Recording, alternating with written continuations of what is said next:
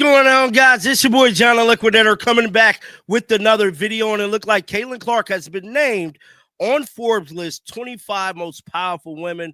Guys, for this one here, we got to go all the way up to Indy. Let's get it. Let's go.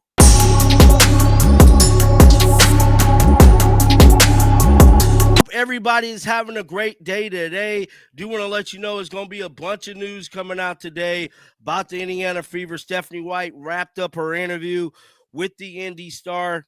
No, I don't want to talk about that.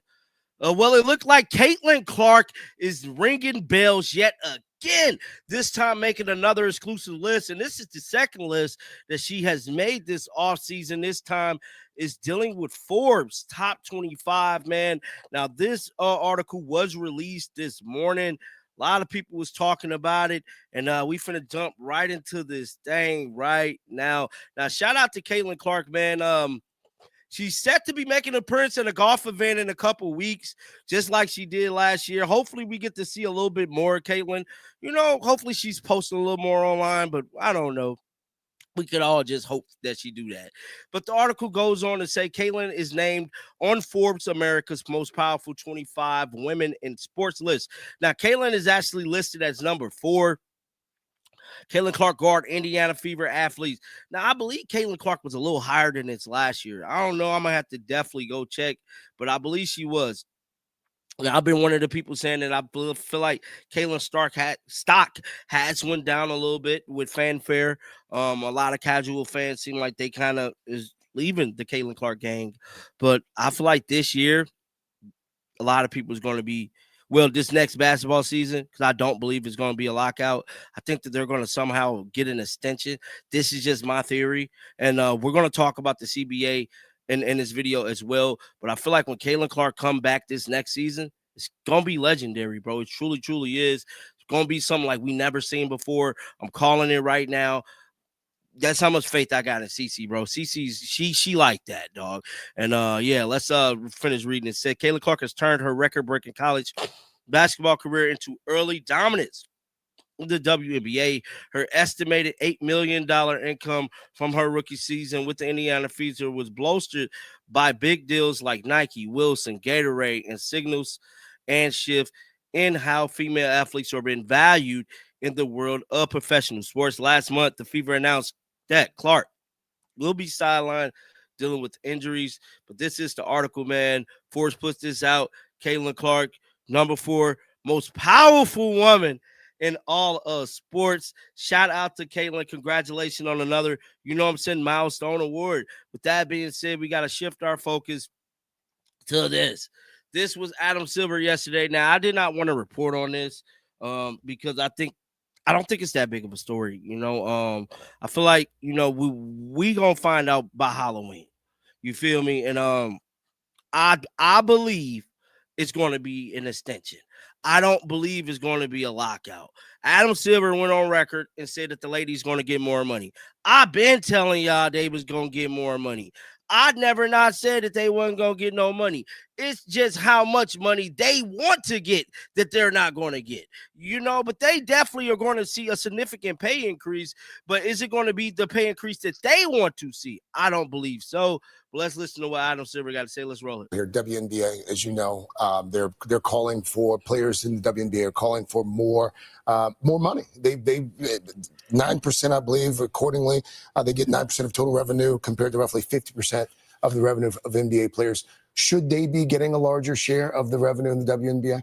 Yes. I mean, I think the share isn't the right way to look at it because there's so much more revenue in the NBA. I think you should look at absolute numbers in terms of what they're making, and they are going to get a big increase in this cycle of collective bargaining, and they deserve it. Here, WNBA, as you know, they're calling. So that was the little segment there that led up to this article being released by ESPN actually this morning, talking about what is happening. It says what we're hearing on the WNBA CBA negotiations. Now, 1 year ago, Tuesday, WNBA Players Association announced that the players would opt out, which that was last year's storyline, man. We covered that here on the channel. If you guys want to go back and look at some of those videos I covered, I highly recommend you guys type in my name and CBA. You put John Liquidator CBA, you'll pull up the catalog of all the videos from last year. how this thing actually transpired. It stated it was a decision by WBPA president Anika Gumamite. Now, Anika Gumamite worked for ESPN too. Now, she called a defining moment, not just for the WNBA, but for all of us who believe in progress. The players outlined their desire for a new economic model based on equity, as Agumamite said, claiming our rightful share of the business we built was the top priority. Now, they rightful share, that's nice on paper, but at the end of the day, it got to make sense financially, guys. It just got to. Now, yet 12 months removed from the initial announcement, there are no signs a new agreement will be placed by the date that current deal is expired to set place this upcoming 31st on Halloween. Y'all know my favorite word. It's going to be a spooky day, bruh. Asked whether a deal will be done by that date, WBPA senior advisor and legal counsel Aaron Drake told the Good Game with Sarah's Sport podcast last week. Unfortunately, I'm not confident. Since October 2024, tensions have only escalated. Now, we ultimately know what Nafisa Collier said. We also know what the ladies did during the All-Star game, wearing them shirts, pay us what you owe us, and stuff like that. Now, with all of that being said, is these ladies going to get their deal? Yes, they're going to get their money. They just not going to get the money they think they deserve. I just got to be honest, man. It's an unfortunate situation for them, the league is not making big money, bro. Like, it's just not, guys. Like, it's not generating. The viewership numbers ain't even there, for real, for real. Like, I want to see the numbers from the NBA last night.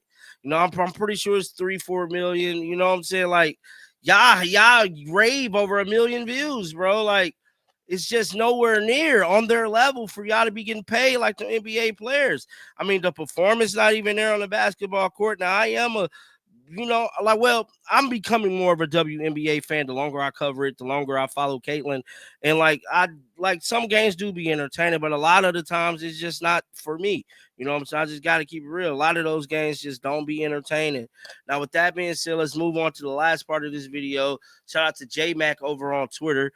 My boy always be with the ball knowledge, and he shared something that really sparked the nerve in me to want to share it with y'all. He stated, "This is why I say she got the Jordan and Kobe mentality. I know next season it's about to be a movie, bro. A lot of people going to be eating their words." Now, just like going back to the first part of this video, I believe next season is going to be legendary. Just like J-Mac said, it is going to be legendary. A lot of people is going to be eating their words. Now, this is the video that the Indiana Fever put out yesterday. I want to be the best. I want to be the best there ever was. I want to make this team the best WNBA team there's ever been. But also, Caitlin said she want to be the best there ever was. Listen to her. She want to be the best there ever was. She is. I want to be the best. I want to be the best there ever was. I want to make this team the best WNBA team there's ever been. But also, I want to win for my teammates. I want to win for this franchise. Clark fires. Steps back with the 3 over Brianna Stewart. Caitlin Clark rising from this. Most dynamic player in the game. Clark at deep 3. You bet. Clark. Wow. You bet. From behind the logo. And a little point afterwards.